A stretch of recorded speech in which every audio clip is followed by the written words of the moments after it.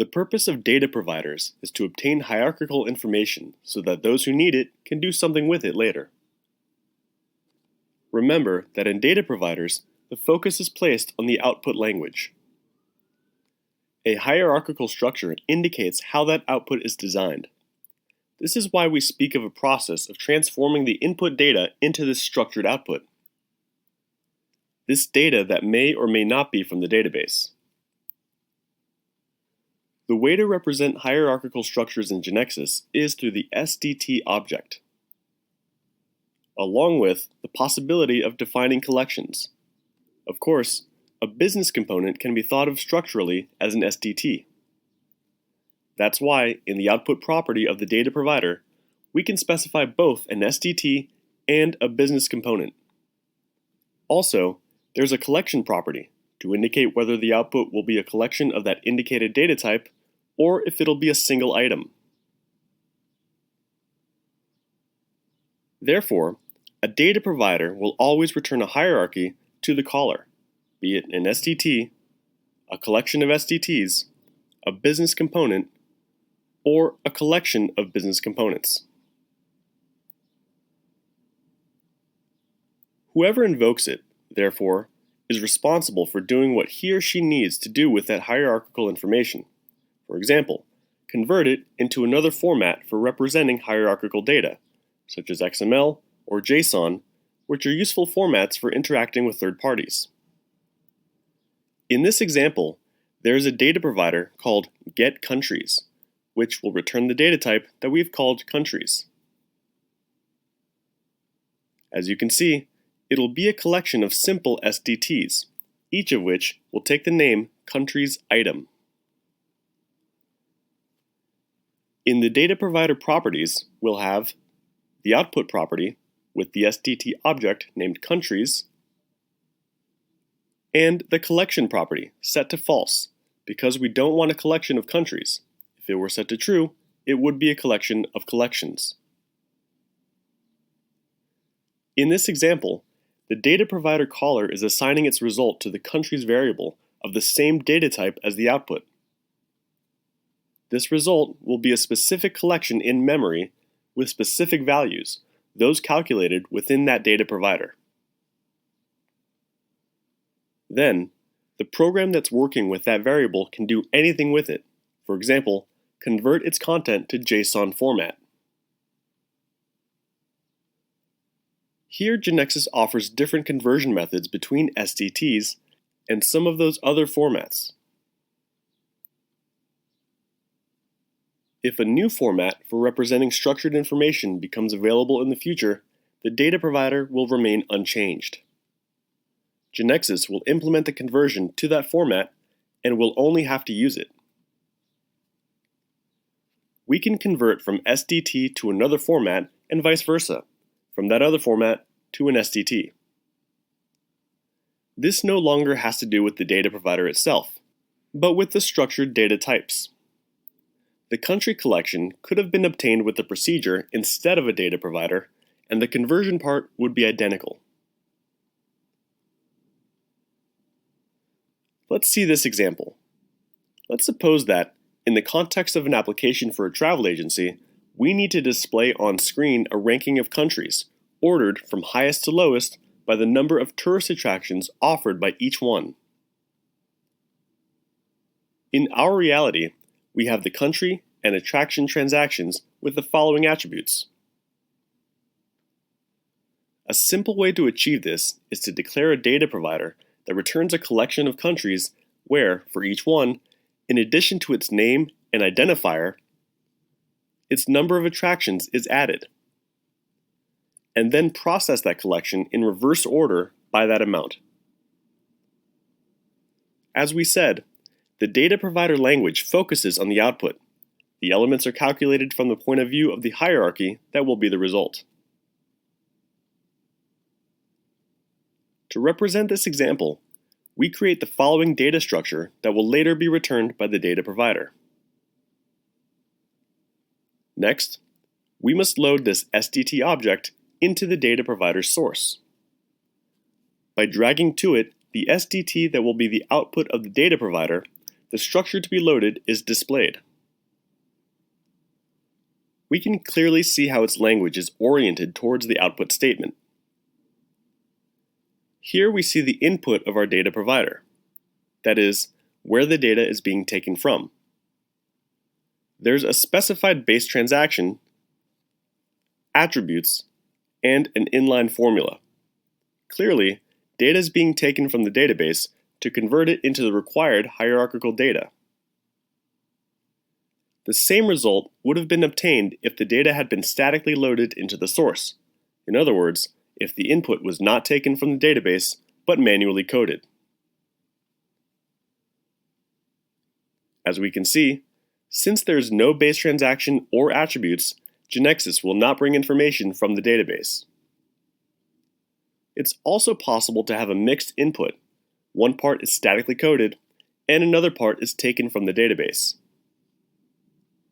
In this example, we see in the data provider source that the output will show 3 items from the statically loaded collection, and then n more items loaded from the database from the country table records.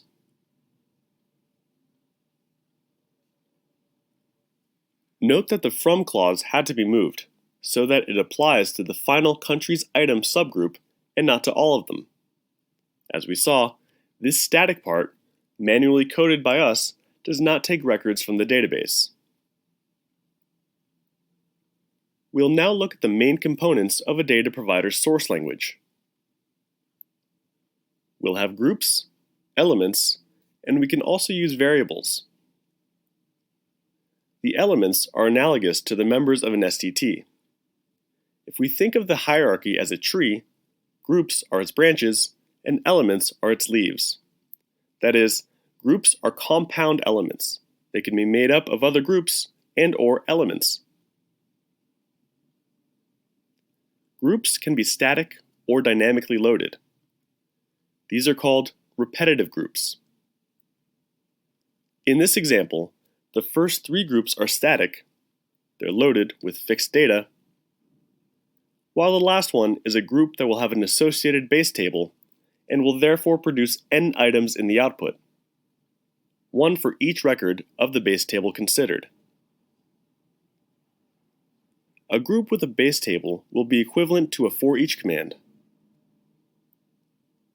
Groups allow specifying a base transaction, although, unlike the for each, here it's specified by preceding the name of the base transaction or level with the word from. Note that in this example, instead of running through the country base table, what we've done is to run through attraction, using the unique clause so that if there are many attractions in a country, only one is taken into account. And for that one, all the other attractions that have the same country are counted. In this way, only the countries with attractions will be listed in the output. Everything we've seen about the for each command is applicable. If static groups were not required, it would be the same to specify the clauses at the country's item subgroup level or at the parent group level, country's item collection.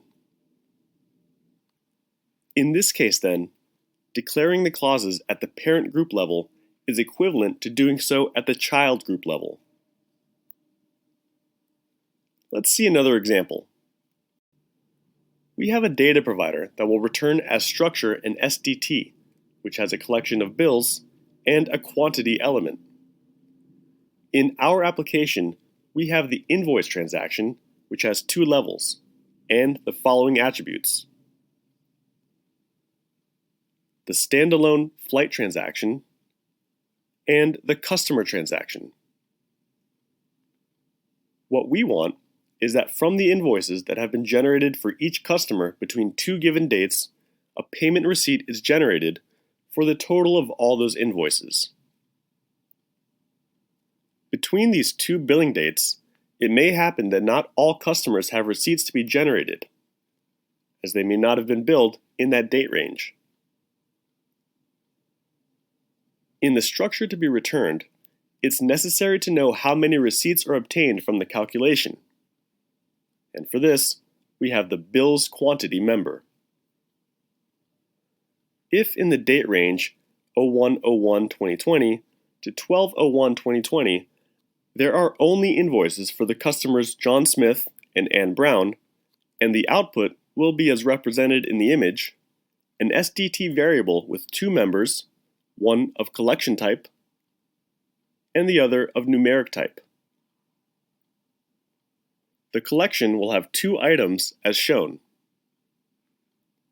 In other words, the data provider will return a structure with two elements: the collection of receipts on one hand, and the number of items in that collection on the other.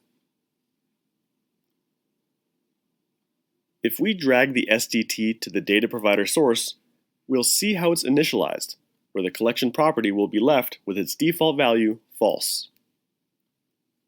This is what we want, because we're not returning a collection of bills info, but only one element of that type, which will contain, among other things, a collection of bills.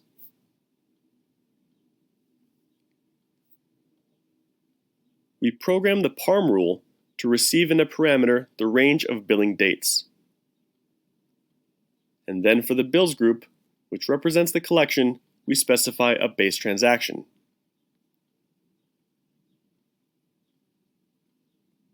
Why do we place customer name without assigning a value to it?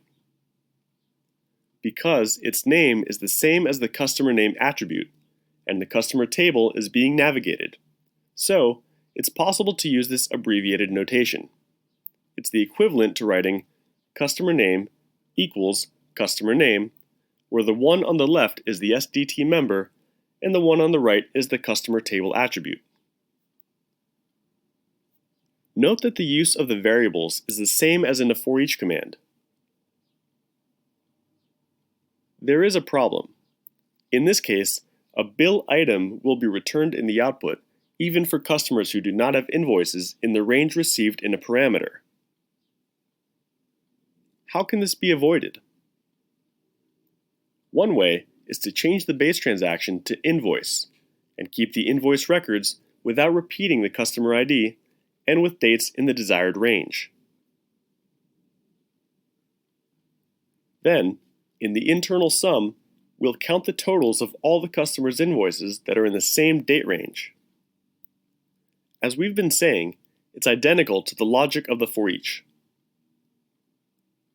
Here we can see, once again, the basic components of a data provider's language.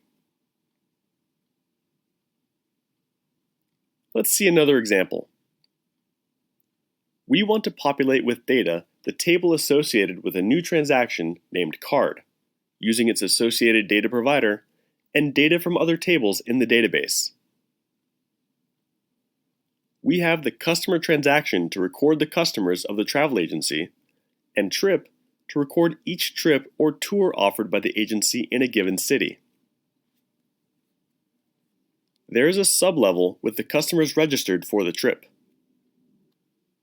Suppose that the travel agency decides that all customers who have booked more than 3 trips will receive a special card of full services type,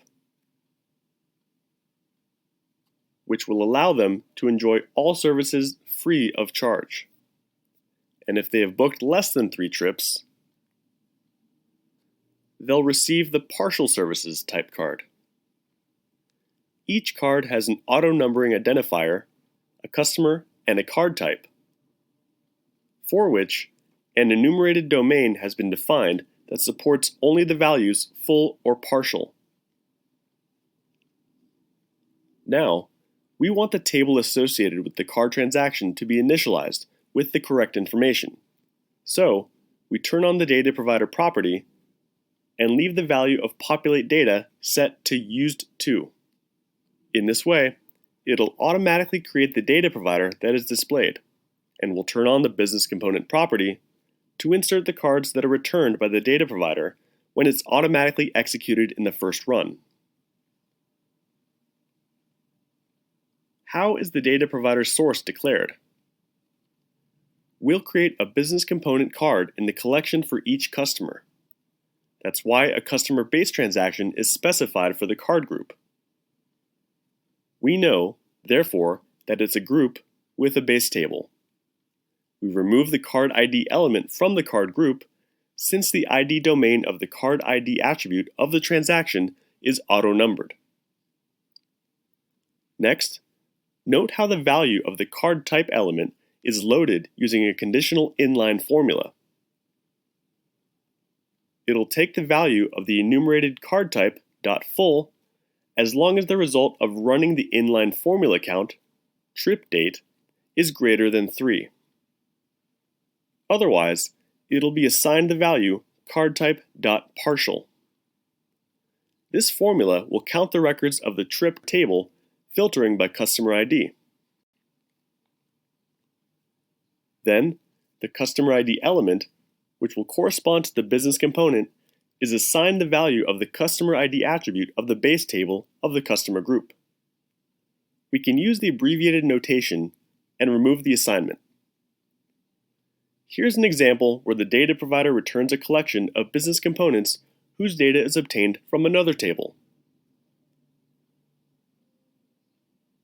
Once again, it's identical to the case of a for each command. To keep exploring this subject, we invite you to visit our wiki.